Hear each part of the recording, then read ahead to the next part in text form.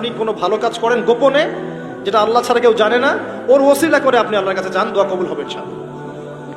আরেকটা অপশন হচ্ছে আল্লাহ পাকের যে নাম এবং সিফতগুলো আছে এগুলোকে ওসিলা করে দোয়া করা।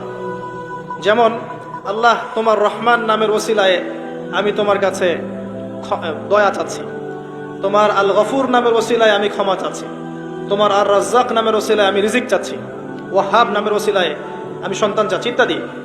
কথা কি বুঝতে পারছেন? যে নামের সাথে যে বিষয়টা যায় এটা ওসিলা করে আপনি দোয়া করলে ইনশাআল্লাহ তাআলা আপনি আপনার ফলাফল পাবেন। আর একটা সবচেয়ে বড় অস্ত্র শিখিয়ে দিচ্ছি, এটা আমি কাউকে শিখাইনি আজ পর্যন্ত, আজকেই প্রথম। এবং আমি আমার জীবনে দেখেছি এই ওসিলা করে যা চেয়েছি পাইনি এমন কোনোদিনও যায় নাই। আলহামদুলিল্লাহ, আমি সম্পূর্ণ আল্লাহ পাকের কৃতজ্ঞতা এবং শুকরিয়া আদায় করছি। এইটা ওসিলা করে আমি যা চেয়েছি আমি সারা জীবনে তাই পেয়েছি।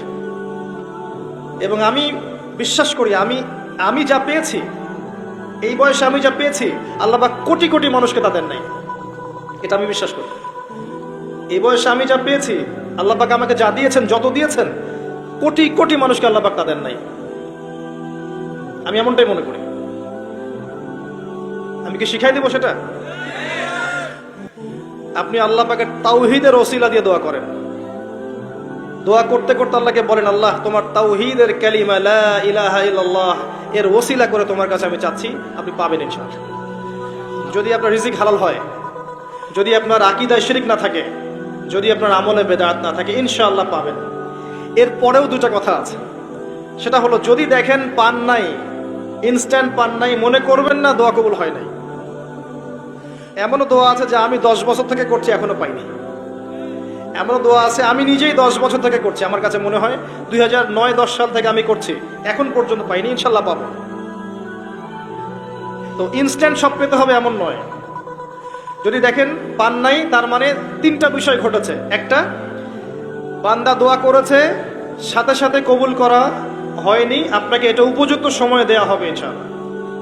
2 নাম্বার, এই যে আপনি আল্লাহর কাছে চেয়েছেন, এর ওসিলায় আল্লাহ পাক আপনার আমল, আপনার তাকদীর থেকে কোনো বিপদ আপদ সরিয়ে দিয়েছেন, আপনি বুঝতে পারেননি।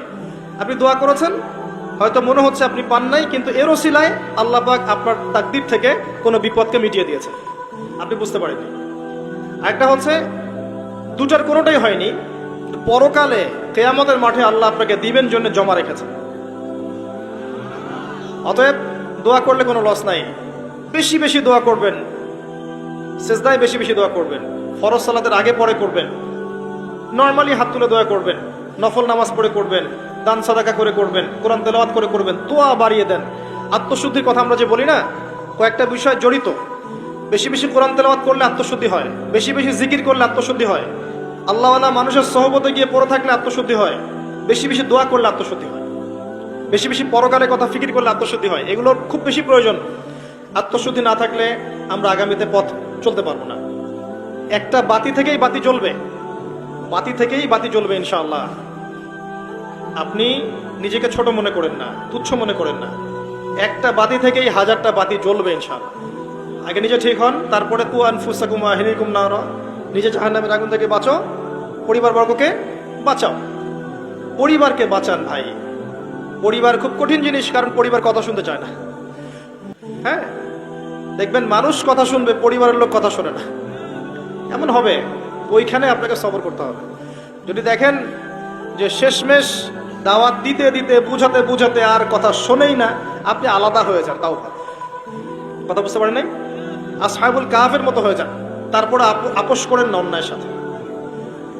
কারণ এই ফিতনাগুলো আপনাকে আল্লাহর পথে চলতে দিবে না, বাধা দিবে, সারাদিন দুনিয়ার ফিতনায় ব্যস্ত রাখবে আপনাকে।